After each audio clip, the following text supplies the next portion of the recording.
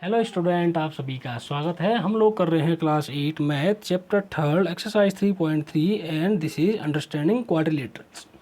Quadrilaterals exercise 3.3 को करने से पहले हम कुछ क्वाड्रिलेटरल समझ लेते हैं जो यहाँ बहुत इंपॉर्टेंट होने वाले हैं। पहला, पैरेललोग्राम। पैरेललोग्राम इसको हम शॉर्ट में ऐसे लिख देते हैं, ठीक है। पैरेललोग्राम होता क्या है? ये एक ऐसा क्वाड्रिलेटरल है। क्वाड्रिलेटरल होता है चतुर्भुज। ये एक ऐसा चतुर्भुज होता है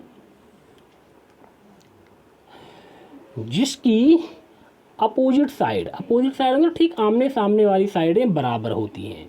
अगर इसका नाम है ए बी, ये है सी डी, तो ए बी और डी सी बराबर होंगे और ए डी और बी सी बराबर होंगे। ये और ये बराबर, ये और ये बराबर।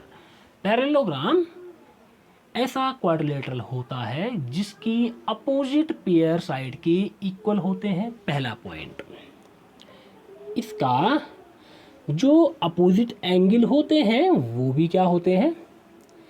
अपोजिट एंगल भी इक्वल होते हैं। एंगल ए और सी बराबर होगा, बी और डी बराबर होगा। तीसरी चीज, इसके जो डायगोनल होते हैं एक दूसरे को बाइसेक्ट करते हैं। एक दूसरे को बाइसेक्ट करते हैं मतलब डायगोनल ये है ए सी। अब देखिए मैं क्या कहना चाह रहा हूं, जो ए सी है बी डी इसके दो बराबर टुकड़े करेगा तो ये वाला टुकड़ा बराबर होगा, और जो ए सी है वो बी डी के दो बराबर टुकड़े कर देगा तो ये वाला टुकड़ा और ये वाला टुकड़ा बराबर होगा। अच्छा, अब पैरेललोग्राम में बच्चों थोड़ा सा समझते हैं हम रेक्टेंगल भी पैरेललोग्राम ही होता है, लेकिन इसके सारे के सारे जो एंगल हैं वो 90 होते हैं। दूसरा है स्क्वायर की चारों साइडें बराबर होती हैं। आमने सामने की बराबर तो होती हैं, ये बराबर, ये और ये बराबर, लेकिन चारों के चारों बराबर। स्क्वायर में चारों साइडें इक्वल और चारों जो एंगल हैं वो 90। अब जरा समझते हैं, जो रेक्टेंगल है रेक्टेंगल में आमने सामने की बराबर, ठीक है, चारों एंगल 90। इसके जो डायगोनल होते हैं वो इक्वल होते हैं। रेक्टेंगल के डायगोनल इक्वल होते हैं जबकि स्क्वायर के भी सेम होते हैं। स्क्वायर के भी डायगोनल सेम होते हैं। स्क्वायर के डायगोनल एक दूसरे को 90 डिग्री के एंगल पे काटते हैं। कहाँ पे? 90 डिग्री के। बाइसेक्ट तो करते ही हैं क्योंकि ये भी पैरेललोग्राम है। तो रेक्टेंगल में आमने सामने की बराबर, दोनों के दोनों डायगोनल बराबर, चारों के चारों एंगल इक्वल। स्क्वायर में चारों साइडें बराबर, ये जो एक दूसरे को डायगोनल 90 पे काटते हैं, चारों साइड इक्वल, चारों एंगल इक्वल। अगला हमारे पास जो आने वाला है यहाँ वो आएगा रोम्बस। पैरेललोग्राम के बाद आने वाला है रोम्बस। तो रोम्बस क्या होता है देखते हैं। रोम्बस एक ऐसा पैरेललोग्राम होता है जिसकी चारों साइडें बराबर होती हैं। तो स्क्वायर में भी दोस्तों चारों साइडें बराबर थी, ठीक, लेकिन इसके चारों एंगल 90 नहीं होते हैं। इसके सिर्फ अपोजिट एंगल बराबर होते हैं। तो ये स्क्वायर है, स्क्वायर में सबके सब 90 थे। तो जो स्क्वायर है वो रोम्बस हो सकता है क्योंकि रोम्बस की शर्त क्या है? चारों साइडें बराबर और अपोजिट एंगल बराबर। इसके भी डायगोनल एक दूसरे को 90 पर ही बाइसेक्ट करते हैं। रोम्बस के बाद हमारे पास आता है ट्रेपेजियम। क्या आता है? ट्रेपेजियम एक ऐसा क्वाड्रिलेटरल होता है जिसकी अपोजिट पेयर, जिसकी साइडों का एक जोड़ा कम से कम पैरेलल होता है। पैरेलल का मतलब क्या है बच्चों? पैरेलल का मतलब क्या है कि जो आमने सामने की साइडें हैं वो एक दूसरे को कभी नहीं काटेंगी। तो जो हमने पैरेललोग्राम पढ़ा था उसमें मैं आपको एक चीज़ बताना भूल गया, ये कि जो पैरेललोग्राम होता है मैंने बताया अपोजिट साइडें इक्वल तो होती हैं, साथ ही साथ पैरेलल होती हैं। मतलब इनको जितना भी आगे बढ़ाएंगे ये कभी नहीं काटेंगी। और वैसे ही ये वाली साइडें भी होती हैं। तो अपोजिट साइडें बराबर और पैरेलल होती हैं, ठीक है। तो ये दोनों कहीं एक दूसरे को नहीं काटेंगे। इनके बीच की मतलब इनके बीच की जो परपेंडिकुलर डिस्टेंस होगी वो हर जगह पे इक्वल रहेगी, इनके बीच की दूरी बराबर रहेगी। ये कहीं ऐसे नहीं कि आगे जाके मिल जाएंगे। लेकिन जो ट्रेपेजियम होता है इसमें सिर्फ एक ही पेयर होता है। पैरेललोग्राम में दोनों पेयर अपोजिट साइड्स के दोनों पेयर क्या होते हैं, पैरेलल होते हैं, जबकि ट्रेपेजियम में सिर्फ एक पेयर क्या होता है, पैरेलल होता है। अगला है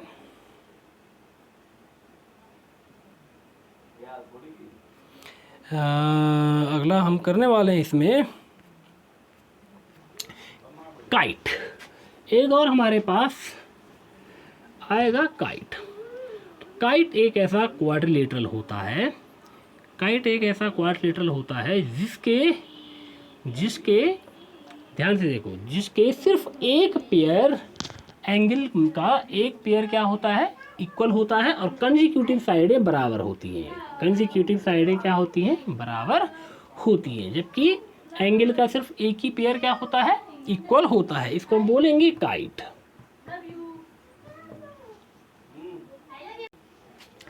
अब ये सब करने के बाद कुछ और चीज़ें जो हम एक्सरसाइज 3.3 में करेंगे।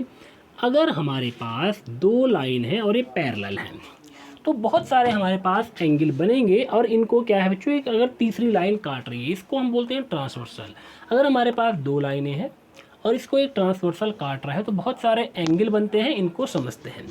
तो देखो बच्चों, एक ये और एक ये ठीक एक दूसरे ऐसे वी, जो अपोजिट वी होते हैं इनको हम बोलते हैं वर्टिकली अपोजिट एंगल, VOE, मतलब वर्टिकली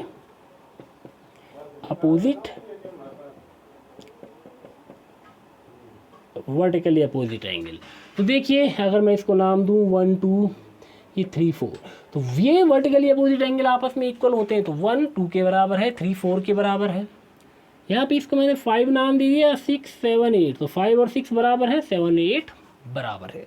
तो पहला जो एंगल था वर्टिकली अपोजिट एंगल, तो आपको समझ में आया होगा। वर्टिकली अपोजिट के बाद हम दूसरे जो एंगल पढ़ेंगे वो हम पढ़ने वाले हैं alternate interior angle. Alternate interior angle बच्चों हम कैसे पहचानेंगे, देखिए इस प्रकार से दो पैरेलल लाइन के बीच अगर जेड जैसी स्थिति बन रही हो तो ये अंदर अंदर वाले इंटीरियर मतलब अंदर अंदर वाले ये भी इक्वल होते हैं। जैसे यहाँ पे देखिए ये दिखता है, तो क्या दिखा, 2 और 5 क्या है, 2 और 5 इक्वल हो गए। अल्टरनेट में ये 2 और 5 देखिए बन रहा है ना जेड ऐसे, ये है 2 और ये है 5। अच्छा और भी जेड बन रहा है उल्टा जेड, ये भी तो बन रहा है, ये देखिए ये इसका नाम कितना है 4, ये कितना है 7। तो ये अल्टरनेट एंगल है। अच्छा और interior angle, alternate interior angle. अब अल्टरनेट एक्सटीरियर भी होते हैं भाई। इंटीरियर कितना था, 2 और 5 बराबर थे, और यहाँ से एंगल, ये एंगल का साइन है बच्चों, आप लोगों को ऐसे बनाना है एंगल, ठीक है। ये एंगल देखेंगे, एंगल 2 इक्वल टू एंगल 5, और यहाँ कितना था, एंगल 4 इक्वल टू एंगल 7। अब alternate exterior angle, exterior EXTERIOR exterior, तो वो कौन होंगे, देखिए 2 और 5 तो बराबर है, बात समझ में आ रही है। ये और ये बराबर है, तो इसके बाहर कौन है, ठीक इसके बाहर ये है और इसके बाहर ये है। तो इसका मतलब 3 और 8 भी क्या होंगे, बराबर होंगे। 3 और 8 भी क्या होंगे, बराबर होंगे। अच्छा ये एक्सटीरियर थे, यहाँ 4 से बाहर 1 और यहाँ 7 के बाहर 6, 1 और 6 भी बराबर होंगे। तो यहाँ कितना आया 3 इक्वल टू 8, और यहाँ कितना आया 4 और 7, 1 और 6, 1 और 6 ये भी बराबर होंगे। एक्सटीरियर एंगल हमने पढ़ दिए हैं, ठीक है। कौन से वाले थे, अल्टरनेट एक्सटीरियर एंगल। अब हम पढ़ते हैं अगला करस्पॉन्डिंग एंगल। करस्पॉन्डिंग एंगल क्या होते हैं, देखिए अगर ऐसे दो लाइनें हैं, ये लाइन काट रही है तो इसके ऊपर वाला बराबर ही नीचे वाला बराबर, यहाँ से देखेंगे तो 1 और 5 बराबर होंगे। नीचे वाला मतलब कितना, 4 और 8 बराबर होंगे। 3 और 7 बराबर होंगे। 2 और 6 बराबर होंगे। देखिए लाइन के ऊपर एक साइड वाले ऊपर वाले बराबर, नीचे नीचे वाले बराबर, इनको हम क्या बोलते हैं? CORRES PONDING, corresponding angle. तो ये हो गया हमारे पास करस्पॉन्डिंग एंगल। इसके